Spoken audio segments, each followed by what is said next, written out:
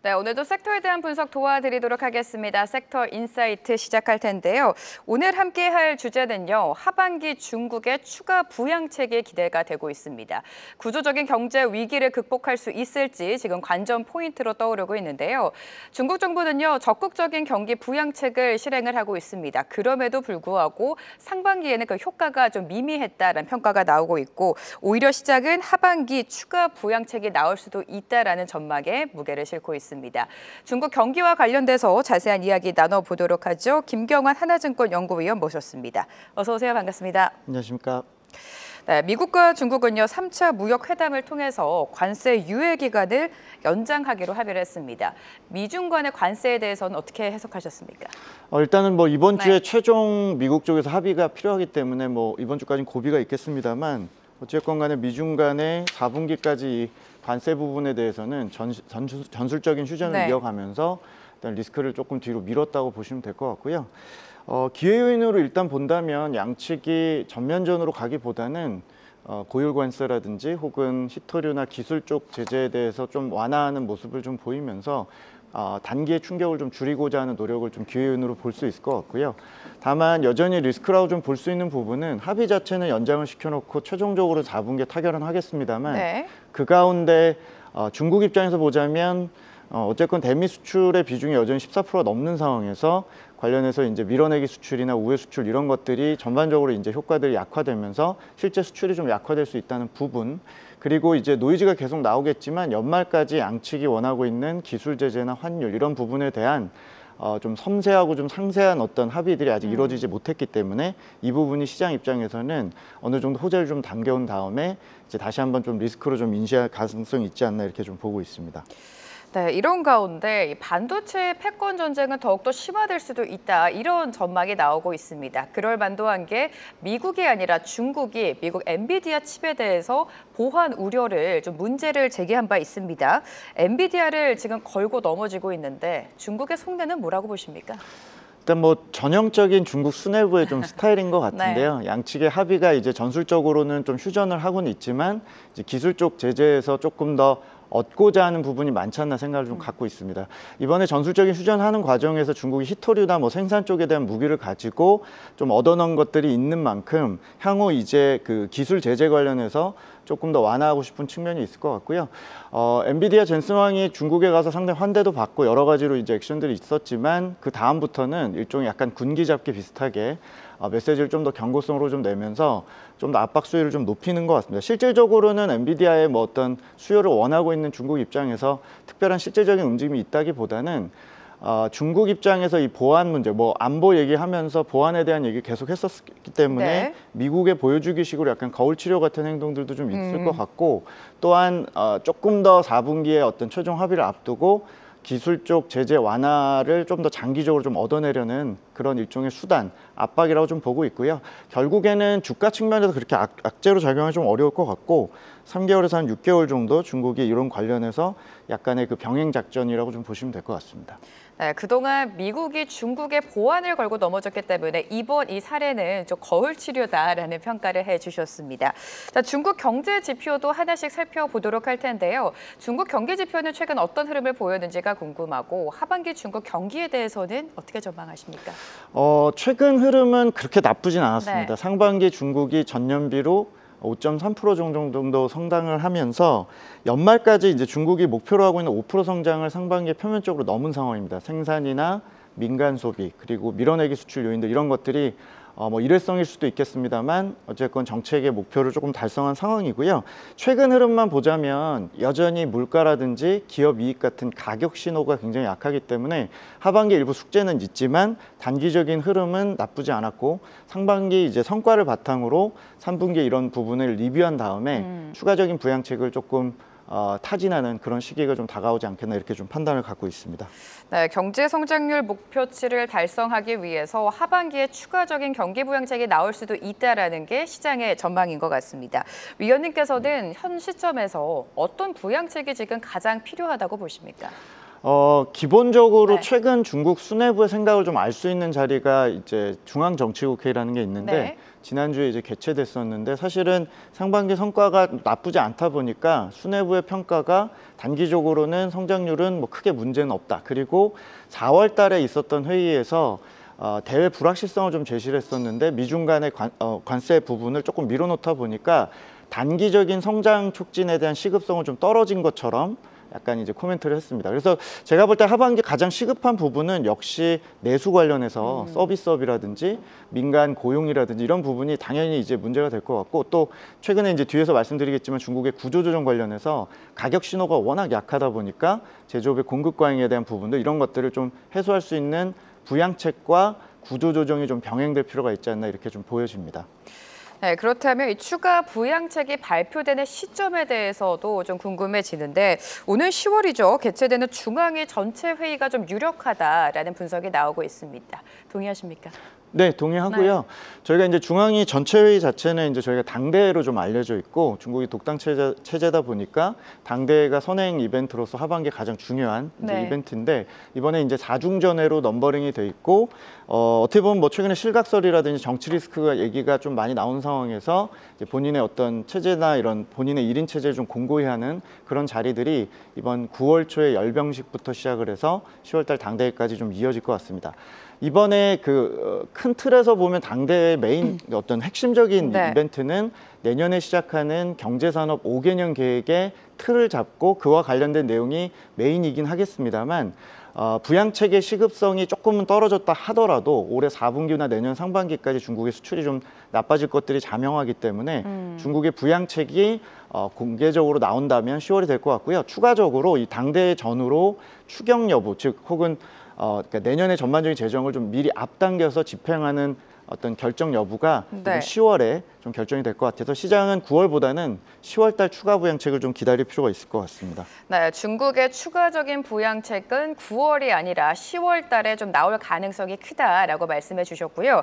최근에 또 살펴보면 가격 법률 체계 개정을 추진하고 있습니다. 중국이 27년 동안 고수했던 정책이었는데 그 이유가 뭐라고 생각하십니까? 최근에 이제 중국 네. 시장에서도 투자자들이 이제 소위 말해 경기 민감 업종 트레이딩을 한 달 반 정도 네. 하는 과정이 있었고요. 최근에 이제 소모적 가격 경쟁이다 혹은 뭐 가격 법제를 바꾸겠다 이런 얘기가 나오는 이유는 결국에 상반기 중국의 전반적인 성과 대비해서 가격 신호가 굉장히 약했고 구조적으로 제조업의 어떤 고도화를 진행하는 과정에서 산업단의 개별적인 어떤 성과들이 좀 있었지만 여전히 마진율이라든지 가격 신호, 공급 과잉 이런 것들이 좀 안 좋다라는 이제 판단 하에 중국 정부 입장에서는 일종의 이제 저희는 구조조정으로 알려져 있긴 하지만 네. 중국의 생산성 대비 떨어지는 가격이나 기업 이익을 올리려는 일종의 대규모 내년까지 이어질 일종의 공급 개혁인 신호라고 좀 보시면 될 것 같습니다. 그래서 중국이 사실은 최근에 뭐 철강, 화학 혹은 뭐 배터리나 태양광 같은 일반적인 공급 과잉 산업 외에도 플랫폼이나 어떤 내수 산업들도 굉장히 가격 경쟁이 극심하고 거의 적자를 이제 불사하면서도 이게 굉장히 소모적인 가격 경쟁을 한다는 측면에서 7월부터 이제 시진핑 주석이 이제 소모적 가격 경쟁을 억제하고 네. 법제화 추진을 하겠다라고 얘기를 했기 때문에 앞으로 이제 10월 달에 열리는 당대 이 과정까지 각 부처들이 이 가격 경쟁을 조금 억제하고 공급 과잉을 좀 해소하려는 다각도의 시도들이 좀 발표될 거라고 보시면 될 것 같습니다. 네, 계속해서 여러 시도가 될 텐데 새로운 구조조정 사이클도 부각이 되고 있습니다. 이 중국의 구조조정 사이클은 사실 과거를 봤을 때 여러 차례 기대와 실망이 좀 반복이 되지 않았습니까? 과거 사례와 비교했을 때 어떤 부분이 다르다고 보십니까? 일단 시급성이나 네. 가장 수뇌부 입장에서 향후 한 1, 2년을 바라봤을 때 좀 더 가장 권위 있는 자리에서 굉장히 좀 높은 그러니까 어조로 굉장히 강조했다는 측면에서 이게 뭐 단기에 그칠 부분은 아닌 것 같고요. 네. 방향성 측면에서 앞으로 뭐 시 주석이 남은 임기 이제 3기 기준으로 보면 2년 정도 남은 시간 동안 역점 사업이 되지 않을까 이렇게 생각을 합니다. 물론 이제 시장이 항상 철강이나 화학이나 중국의 공급 과잉이 워낙 심했고 이 기대감보다는 실망감을 좀 많이 줬었기 때문에 방향성은 신뢰하지만 단기 템포나 어떤 강도는 믿지 않는 경향들이 좀 있습니다. 저희도 이 부분에 분명히 동의를 하고 있고요. 다만 9월, 10월 넘어가는 과정에서 중국의 공급 과잉 산업에 대한 부분들 또 법제화하는 과정에서 시장의 가격이나 방향성이 내년 상반기까지 놓고 보면 우상향하는 방향으로 저희는 신뢰할 필요가 있을 거라고 좀 보여지고, 이번에 구조조정이 일종의 덫이랄까요? 그러니까 여러 가지 산업에 어떤 법이라는 기준을 만들고 명분을 좀 찾기 싸움이 조금 더 진행이 될 것이기 때문에 4분기, 내년 1분기까지는 중국의 경기 민감 업종이나 우리나라 입장에서도 공급 과잉으로 피해를 받았던 산업에 대해서는 조금 더 신중한 낙관을 하시면서 조금씩 비중을 확대하는 전략은 유효하다라고 생각을 좀 갖고 있습니다. 자, 그렇다면 중국 증시 상황도 보도록 하겠습니다. 7월 달을 돌아봤을 때 중국 증시 흐름이 그래도 견조하게 흘러갔습니다. 8월 장은 어떨까요? 사실 제가 최근에 방송 나와서 7, 8월 달 조정 가능성을 좀 염두에 두자라고 의견을 네. 좀 사실 드렸었고요. 통상적으로 중국이 7월하고 8월 달에 중국의 어떤 전반적인 실적 시즌이 시작이 되면서 유동성으로 올라왔던 장세가 조금 주춤한 경향을 보였었는데, 7월 달 강세장은 사실 당초에 이제 저희 예상이나 중국 시장의 예상을 좀 뛰어넘었습니다. 전체적으로 이렇게 좋았던 이유는 기본적으로 경기 자체는 특별히 이렇게 호재가 되진 못했고요. 워낙 유동성 효과가 좋았던 것 같습니다. 중국의 개인이나 신용거래 그리고 중국 정부 상반기에 전체적으로 그 유동성 함정을 탈출하기 위해서 금리를 낮춰놓고 상당히 재정이나 여러 가지 어떤 대출이나 통화량 확대 시도를 했었는데, 이런 것들이 시장에 최근 6, 7월 달에 좀 반영이 됐던 측면이 좀 있을 것 같고요. 그래서 최근에 뭐 경기나 어떤 실적에 베팅했다기보다는 유동성 풍부한 가운데 미중 합의라든지 최근에 공급 개혁에 대한 기대감이 극대화되면서 7월 달에 신용잔고의 거래대금 비중이 역사상 최고치를 기록할 정도로 상당히 많은 중국의 개미들과 네. 유동성이 들어오는 과정에서 시장이 생각보다 좋았고, 특히 또 홍콩 같은 경우도 본토 자금이 이제 홍콩을 내려가면서 홍콩에 대한 재평가를 하겠다 뭐 이러면서 홍콩 기술주나 소비주, 배당주에 대해서 계속적으로 좋은 방향으로 순환매를 좀 하는 과정에서 시장이 저희 예상보다 7월에 굉장히 좋았다, 이렇게 보시면 될 것 같습니다. 네, 시장이 예상보다 굉장히 견조했다. 7월의 상승장 이어서도 8월 장도 좀 기대를 해봐도 된다고 보십니까? 8월도 상승 흐름을 이어갈까요? 네. 8월 같은 경우는 사실은 좀 쉬어가지 않을까 생각을 좀 갖고 있습니다. 네네. 그 중국 시장 자체가 지금 뭐 밸류에이션이 비싸거나 뭐 가격적인 측면에서 부담스럽거나 혹은 수급적인 측면에서 그렇게 장기적으로 좀 우려하실 필요는 없다고 생각은 하고 있습니다만, 앞서서도 저희가 7, 8월의 계절성 자체가 실적 시즌이 워낙 민감하고 유동성으로 좀 밀어 올렸던 측면이 좀 있기 네. 때문에 7월의 어떤 수급적인 기대나 단기 과열 요인들을 8월 달에 조금 뱉어낼 가능성이 좀 있다고 생각을 좀 갖고 있습니다. 그래서 저희가 지금 뭐 미중 간의 합의도 그렇고 중국의 전반적인 부양책 혹은 공급개혁 기대감 같은 것들을 7월에 당겨온 이후에 8월 달에 어떤 특별한 이유보다는 수급에 대한 소화 측면에서 약간의 조정 가능성이 네. 있을 걸로 생각을 갖고 있습니다. 그래서 박스권이라고 저희가 표현드리기에는 조금 더 변동성이 클 것 같고, 전체적으로 어떤 흐름 자체는 8월 말 실적 시즌이 끝날 때까지는 조금 조정을 염두에 두고 저희가 뭐 장기적인 전략 측면에서 매수를 한다든지 조금 준비하는 과정이 필요하지 않을까. 그래서 앞으로 한 2, 3주 정도는 조금의 어떤 조정 가능성을 네. 조금 예상드릴 수 있을 것 같습니다. 중국 시장 밸류가 높다라는 분석보다는 유동성으로 7월 시작을 끌어올렸던 거기 때문에 차익 실현 매물이 나올 수 있다. 2, 3주간 조정이 나왔을 때 오히려 추가적인 매수 기회로 삼아도 괜찮다라는 말씀을 해주셨고요. 중국 증시 안에서도 이 기술주에 대한 관심은 계속해서 이어지고 있습니다.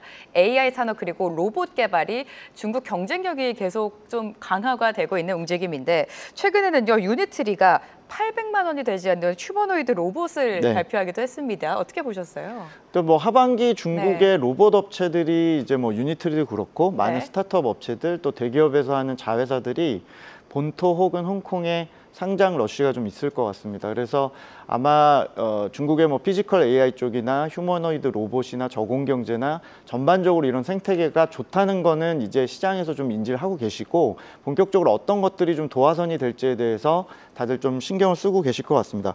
일단 뭐 저희는 이런 흐름에 대해서 예상을 했고 굉장히 좀 낙관적으로 보고는 있습니다만, 이 생태계에 여전히 좀 베팅을 해야 되는 입장에서는 실질적인 어떤 조치들이나 상장 어떤 계기들이 좀 마련이 돼야 될 필요가 있고, 10월 달에 상장들을 좀 앞두고 있기 때문에 10월 달 이후로 조금 이 기회 요인들을 좀 보실 필요가 있다고 생각 갖고 있고요.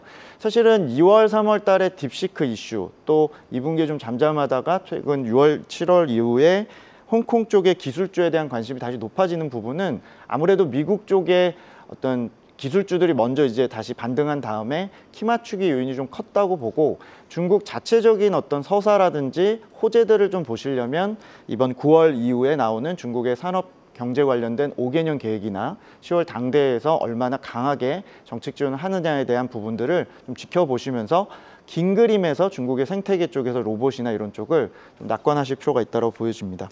네, 기술주와 로봇에 대해서 좀 말씀해 주셨는데 앞서서 8월장을 대응할 때 조금 조정이 나왔을 때 매수 기회로 삼아라라고 말씀해 주시지 않았습니까?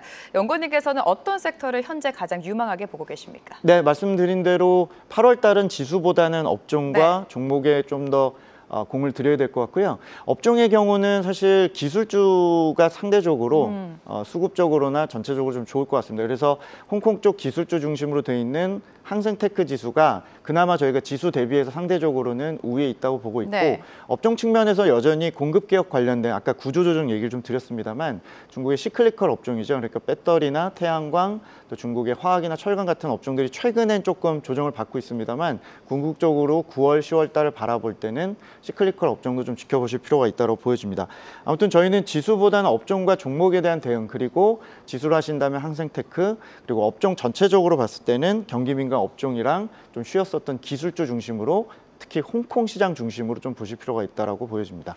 네, 지수보다는 종목 업종을 봐야 된다라고 말씀해 주셨고요. 항생테크 지수 그리고 경기 민감과 기술주를 눈여겨보자라는 말씀해 주셨습니다. 중국 경제와 함께 시장 진단 도와드렸습니다. 김경환 하나증권 연구위원과 함께했습니다. 고맙습니다. 감사합니다. 계속해서 다양한 경제 이슈를 알고 싶다면 구독과 좋아요, 알림 설정 부탁드립니다. AI 캐스터 권미정이었습니다.